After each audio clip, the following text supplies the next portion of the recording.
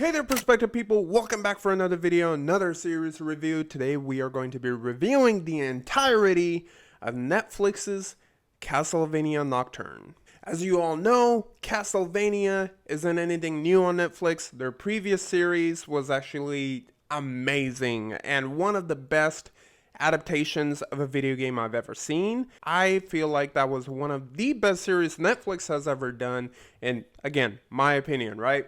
I grew up playing Castlevania, didn't know what the hell was going on because I was too young to understand. So when that series was first adapted by Netflix, I enjoyed the hell out of it. The lack of filler, right? The pacing and everything was just so masterfully done.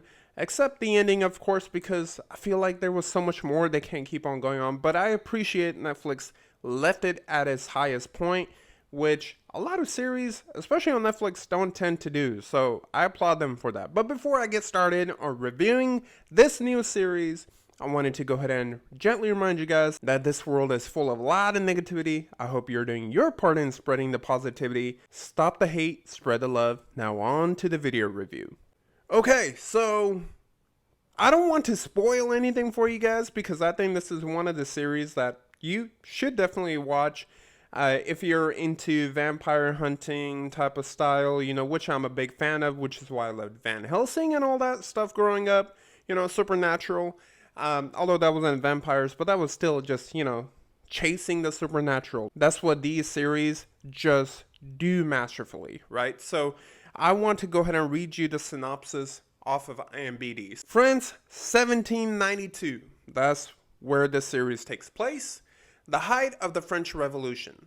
In a remote part of Western France, the counter-revolutionary aristocracy has forged an alliance with the terrifying vampire messiah, who promises to eat the sun and unleash an army of vampires and night creatures to crush the revolution and enslave humanity. So, from the original series, vampires bad, but some are good. Alucard was great. And then this continues. Annette, a sorceress from the Caribbean, seeks out Richter Belmont, last descendant of the long-fabled family of vampire hunters, to lead the resistance. Richter Belmont, I thought was the son or grandson of my beloved Trevor Belmont. But it turns out there's actually like 300 plus years of difference between the first series and this series. So that kind of caught me off guard. But that doesn't take away from just how great the series progresses with each episode. Akin the first series, there is no filler content, which I love, right? Because I hate when some series, instead of 8 episodes, they end up doing like 20, and majority of those end up just being filler that we don't really need. That doesn't contribute anything to the story. So this keeps it very well tight packed. Action is greatly done. I mean, even the first series was just so good with it, but I think in some cases I would argue that this series does the action in a bigger way, and what I mean by that is there's more going on the screen than the first series. And also, let's not forget that the pacing is just amazing. The music is amazing. The characters are amazing. Richter Belmont, I think Belmont family in general is just full of these badass people who are lazy, and they're just so relatable, right? They're just doing their job. They are just trying to save humanity, but beneath all the heroism is they're just tired of it. They're just tired of it all. They're just tired of these vampires going around. So what do? They like to hunt them down. And I appreciate that. A relatable character who's also the main character. So I thoroughly enjoyed the series. With the pacing, as I mentioned, being great without any filler. The music being masterfully done. I'm a big fan of, when it comes to epic orchestra and stuff like that. So this show definitely has the tone that matches what the video games were.